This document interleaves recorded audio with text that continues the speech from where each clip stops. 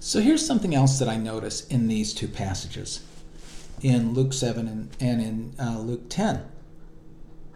And maybe this will mean something to you and maybe it won't.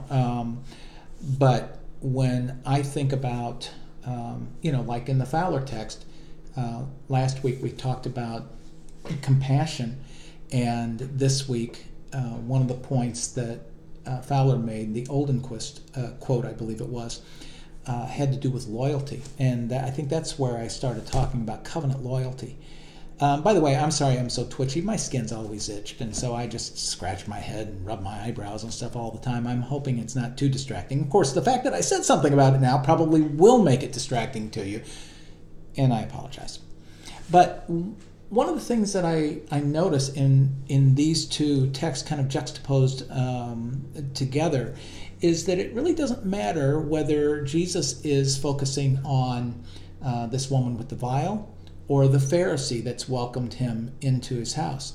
Even the lawyer that asked him the question that was meant to test Jesus in some way, to tempt him, to catch him. A gotcha question, maybe that's what it was. Maybe this is the earliest gotcha question. Is that Jesus accepts everyone. So, we were talking about hospitality in one of the earlier talks. Jesus accepts everyone. Whether it is the Pharisee who looks down on other people, whether it's the lawyer trying to test him, or whether it's the woman who comes to Jesus with such need. Jesus, it seems to me, when confronted with people who have legitimate questions, and now Jesus may dismiss the question as, you're not thinking right about this, but the question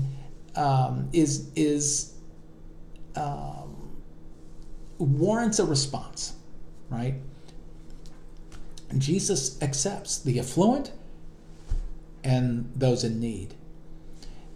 It seems to me that this is a place where healthcare at least should. Now, you would be able to speak to it better than I as to whether it happens in actuality, but it would seem to me that once admitted, and I know we've got all the conversation about universal health care and about insurance and all of those things, but the people giving the care, let the folks dealing with the management of issues, let them deal with all of that. But the people giving the care, do they treat, whether poor or rich,